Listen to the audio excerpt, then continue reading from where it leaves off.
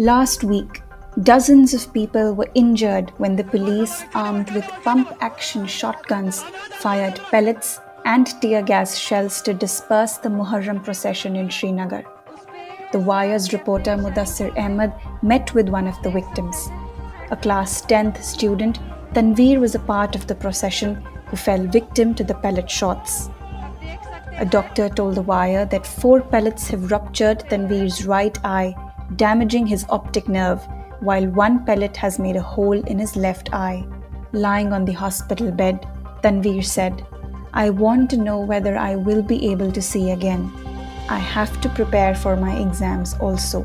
Tanveer's relative has alleged that the Muharram procession was going on peacefully and was to culminate when the police swung into action and used force on the procession. Several videos which have gone viral on social media show the mourners running for cover amid tear gas shelling. Senior Superintendent of Police in Srinagar, Haseeb Mughal, refused to speak on what led to the police action. To understand more about why such a police action was taken, let's go across Happymon Jacob. He's the Associate Professor at the Center for International Politics and the School of International Studies at the Jawaharlal Nehru University.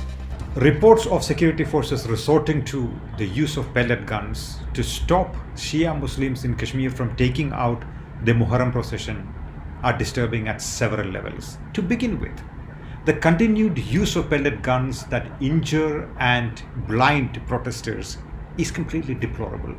Despite the outcry in Kashmir and in the rest of India over the last many years on the use of these pellet guns, security forces have unfortunately not adopted more humane crowd control mechanisms. The question therefore is that if more humane crowd control mechanisms can be adopted to crowd control and protests in other parts of the country, why can't they be done in Jammu and Kashmir as well?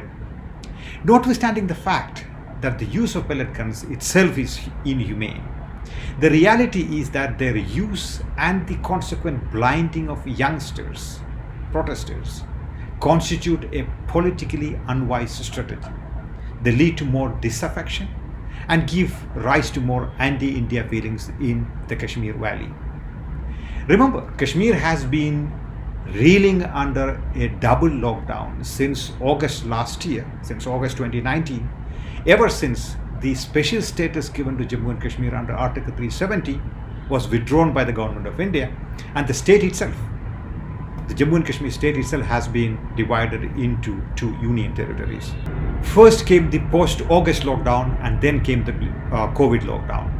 So while I personally do not support any attempts by anyone to flout the restrictions, particularly given the public health implications of it, I would have imagined that the administration in Kashmir is more empathetic to the religious sentiments of a population living under a lockdown for more than 1 year now. More significantly, if religious events, processions and gatherings are occasionally allowed in other parts of India, why are they not allowed in Jammu and Kashmir? Why are there double standards when it comes to allowing religious gatherings during the COVID lockdown? Practice of what might be construed by the Kashmiris as a religious double standard would only create more resentment in the Kashmir Valley and would certainly not help India's political objectives in the Kashmir Valley at this point of time. To receive instant updates on all videos from The Wire, click the subscribe button and hit the bell icon. Pay to support independent journalism. Click the link in the description and choose the amount you want to pay.